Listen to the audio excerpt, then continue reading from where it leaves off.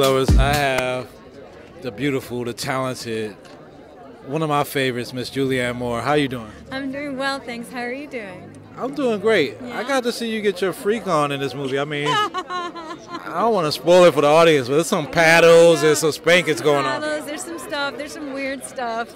They definitely are not what they seem, these two, right? Yeah. How did it feel embodying this timepiece character and like rolling back the clock to these points of integration where you're in the grocery store? How did that feel? You know, it feels kind of awful. You know, I mean, when you're playing these scenes, Karimah and I were talking about that, it makes you feel very uncomfortable. I mean, that kind of like precise examination of that, of what that feels like, to be so segregated and to be so cruel to someone, you know. But it's important to see that. It's important that we turn a lens on it and really let people pay attention to it.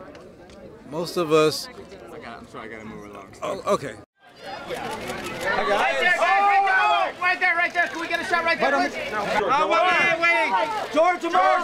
Together, real close, guys. How you doing, George? Good. How are you? You all right? Yeah. George, we got to talk about this at Suburbicon in Vegas a little bit, and now we're here. But now I want to know, like, I've always known you as an actor. I know you did like a lot of great films as a director.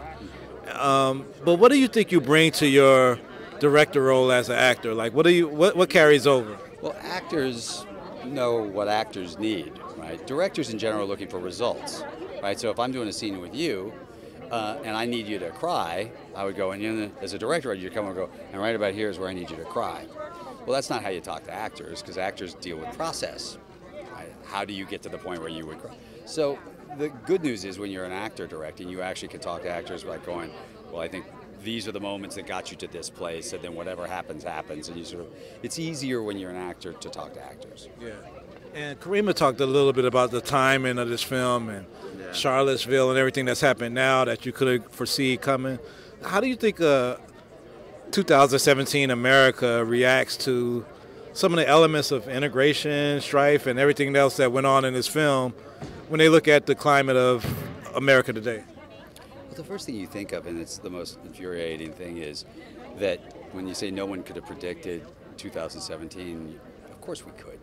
You know, we've seen it. We saw it in Ferguson in its own version. We keep seeing it.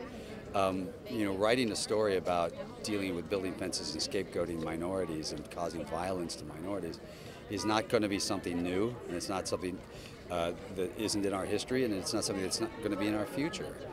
That's why you do it, and that's why you talk about it, is because unfortunately it's still part of us. It's our original sin, and we've never exercised it.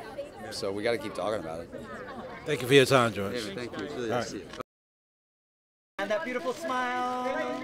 One more time, All right, movie lovers.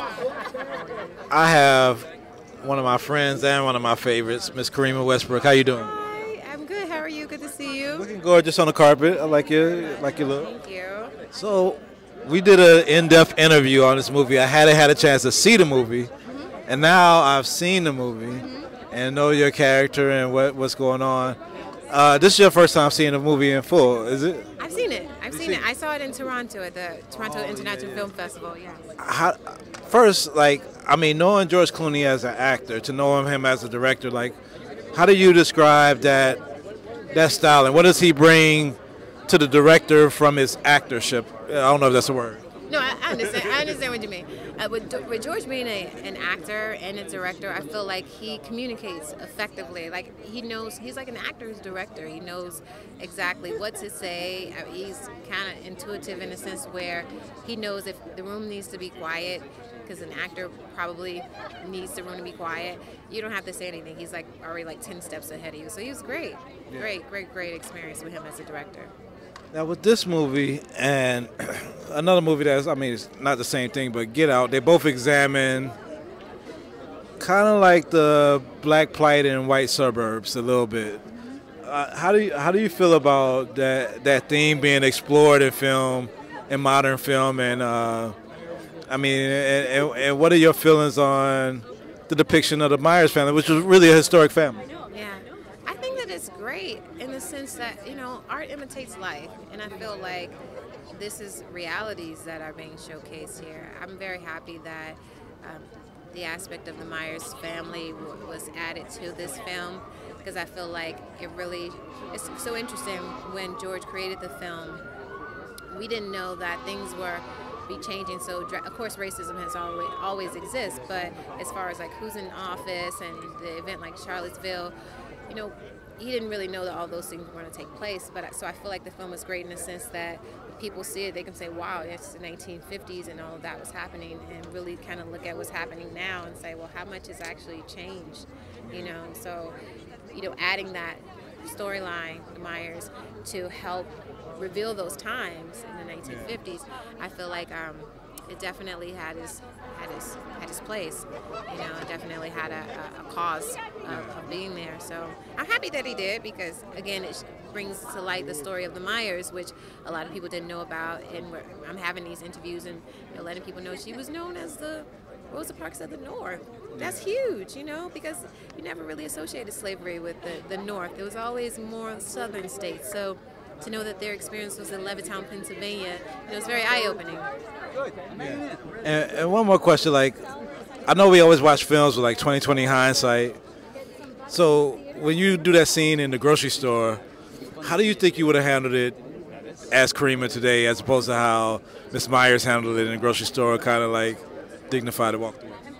You know, that's hard to say how I would have handled that circumstance of being in a grocery store. You know, because you always say, "Oh, I would have did this," but you don't really know until you're actually there. In my mind, I would have left. I would have left as well, but I probably would have showcased a little more anger. You know, but she had a certain type of strength, and a lot of times it doesn't require all of that. You know, a lot of times it's a matter of you just moving on. You know. And so she was great in that way, and so I actually learned a lot from her and her resolve. Well, you were great in the film. Always great seeing you on the film and in person. Thank you. Same here. Same here. All right. Have a good night. Good night. Yeah. All right, man. Hey, so this film was great with the Coen brothers and everything. Cause I want to know, like, George Clooney as an actor to a director. Can you tell me, like, what about him as an actor carries on to the director role? Well, I don't really consider him an actor, so. There we go. That's great. When George is calling and asks, you know, come on, be in my film, I mean, really, what was your first reaction? It's yes, you know, I mean, it's a very easy yes. He's a great director, he's a great guy, he's a lot of fun to work with, and, you know, an actor would be crazy to turn him down. Yeah. Thanks, everybody. Thank you. Welcome to Suburbicon, a town of great wonder and excitement. Hey there. Built with the promise of prosperity for all. Nikki, you need to get up. There are men in the house.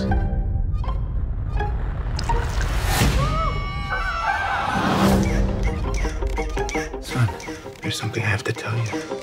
Those men killed your mom. We've decided it'd be best if your Auntie Margaret came and stayed with us. Nikki needs a mother. We'll be strong. We'll be fine. Mr. Lodge? Yes. You know a character named Rizzoli? He's a loan shark. If you were into the mob for money, that might explain what happened to your wife. Hi, pal. This is the last time that clown's gonna ignore us. Take care of a kid. Nikki?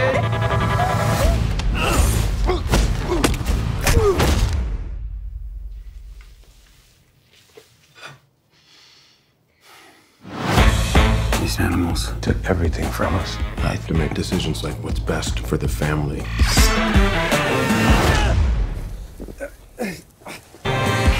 It's the police. Any progress on the investigation? A mobster got killed a couple of days ago. I can end the conversation real quick. I'm sorry for his loss. Life? Yeah, I guess he probably is too. Nobody speaks. I'm here to collect. What do you want? I want all of it. All of it. Nothing like this ever happened here. This is a safe place. It was. Would you like a cup of coffee? Nobody speaks. Towns and villages burning, looting, and pillaging. I could have you killed in no time. I could kill you too.